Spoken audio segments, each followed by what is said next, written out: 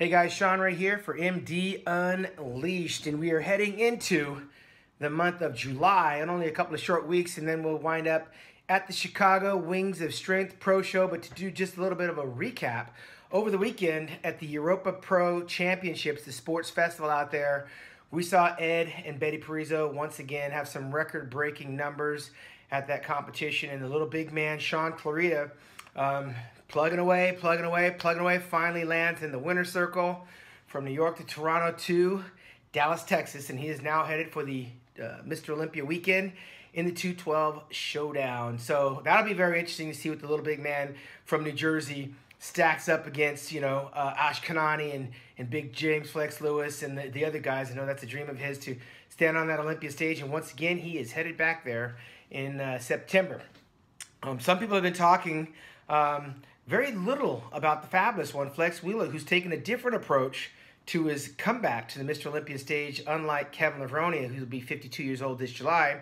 Flex will be 52 in August, and he's coming back to classic physique. There's just a little bit of chatter, not so much as it was for Kevin, who came back and made the proclamation a year ago that he was going to upset and dethrone six-time Mr. Olympia Phil Heath and put to rest Dexter Jackson and Sean Roden. So he made a lot of big boasts about that comeback that kind of fell flat and found himself at the back of the pack. Well, Flex Wheeler hasn't made any such claims. Flex Wheeler basically said, listen, I just want to get back up on stage, and I just want to be standing up there with some great athletes in this brand new division, which is more conducive to his style of physique, being that he doesn't have to be a 245, 250-pound uncomfortable bodybuilder trying to stand up against the likes of Nasser El-Sambadi and Ronnie Coleman. Now, the knock on Flex Wheeler is everyone's concerned about his health, and I'm sure that he's probably more concerned about his health than we are, but he hasn't heard any complaints from me because this is something that he's chosen to do. He hasn't made any outrageous claims. He got a special invitation. It still stands to be known whether or not, if he didn't have the invitation from contest promoter Robin Chang, would Flex Wheeler ever make it back to the Mr. Olympia weekend by way of qualification? And that's highly doubtful from where I sit here in the cheap seats, because that classic bodybuilding division is no freaking joke in only its second year. We saw a year ago Danny Hester walk off with that title and was challenged very hard by some very good bodybuilders, classic bodybuilders, and he'll be challenged again this year. It's not a shoo-in that Danny Hester will retain that title.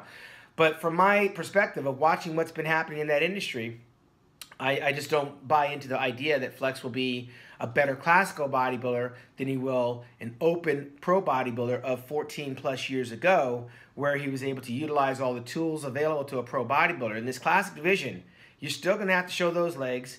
You're still going to have to come in dialed and dry and ripped and still maintain a certain amount of muscularity. Well, by himself, Flex Wheeler is managing to accomplish that on his way, if you check out his Instagram. However, he's standing alone, and he has yet to reveal the legs, and he has yet to show us a snippet of what might come. And so we've got to go to the Mr. Olympia to see what that looks like. And as with Kevin Levrone, we waited for the press conference, and there was a little bit of buzz, and then he stepped on stage, and of course, we all collectively were longing for the year 2000, 2001 for the Kevin Levrone.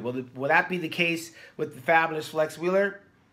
It has yet to be seen, but he's not going to get any constructive criticism from me until we can actually see the entire physique. And once again, over the weekend, we saw Pam Betts put on another stellar, blockbuster, pro cards aplenty Junior National Championships, and you want to check out all the contest results right here at musculardevelopment.com for the winners and the losers and the brand new IFBB pros. We've got it all documented there. Mike Salazar helped out, and it's on our website. Some news out of the Arnold Classic Sports Festival weekend, and of course Brad Rowe, I interviewed him not long ago, alluded to the fact that the Arnold Classic Asia is not dead. It has been changed. The date and the venue has moved from China in August of last year, now going into Korea. So that's going to be going down, I believe, the second, maybe the third week in October.